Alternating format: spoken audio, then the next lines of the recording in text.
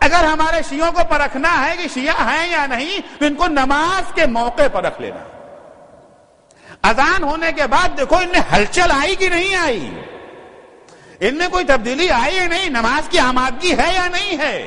امتحنوا شیعتنا عند مواقیت الصلاۃ کیف محافظتہم علیہا, کہ وہ نماز کی حفاظت کیسے کرتے ہیں.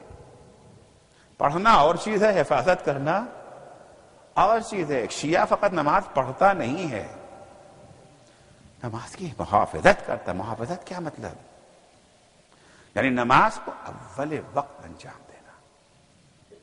جیسے ہی نماز کا وقت آ گیا, امام خمینی اپنی کتاب آداب الصلاۃ میں لکھتے ہیں کہ پیغمبر کی حدیث کو نقل کیا ہے کہ جب انسان نماز کو اول وقت پڑھتا ہے تو نماز ایک خوبصورت شکل میں اللہ کے پاس جاتی ہے.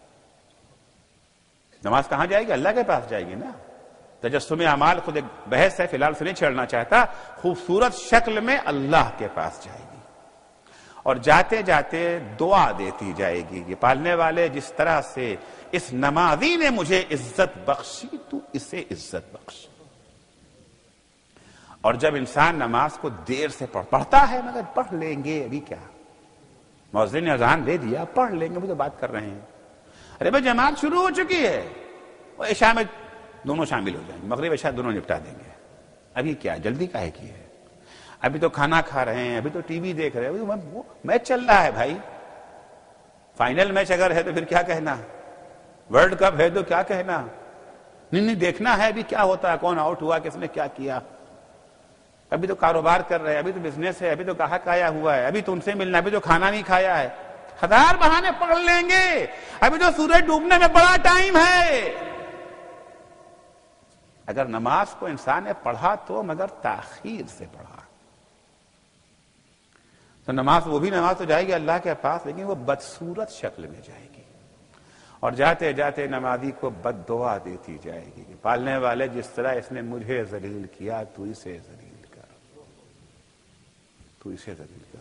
سمجھ میں نہیں آتا کہ اول وقت پڑھنے میں عزت اور دیر میں پڑھنے میں ذلت کہاں سے آ گئی.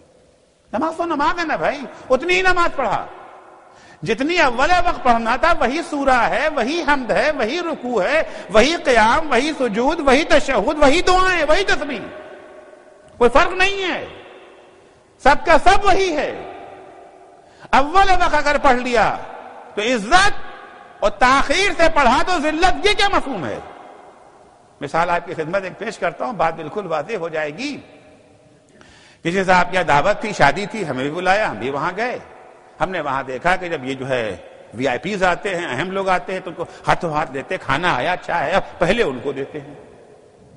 ہوتا ہے نا, ہم لوگ بھی کہیں جاتے, اگرچہ ہم لوگ بڑے نہیں ہیں لیکن بہرحال سماج بڑا سمجھ لیتا ہے, اور سب لوگ بیٹھے ہوئے ہیں, چائے آئی, پہلے قبلہ کو دو, کہتے ہیں کہ نہیں کہتے ہیں.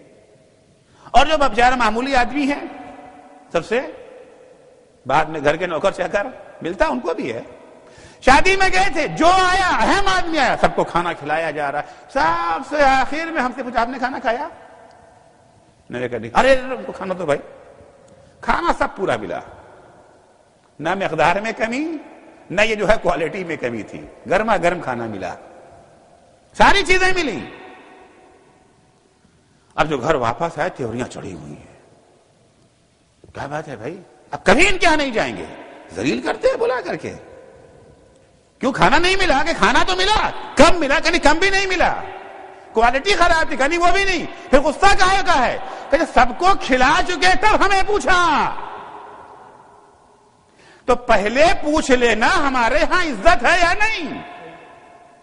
اور جب تاخیر سے پوچھے ذلت, سب سے پہلے پوچھا سب سے زیادہ عزت. ٹائم ہو گیا نماز کا, کاروبار چھوڑا, بزنس چھوڑا, دوستوں کو چھوڑا, ٹیلی فون میں کہا بعد میں بات کریں گے, سب کچھ کیا, چھوڑ کے کھڑے ہو گئے. اللہ اکبر. یعنی نماز کی عزت ہماری نگاہوں میں دوسری چیزوں سے زیادہ ہے. صلوات پڑھیں گے محمد و آل محمد پر.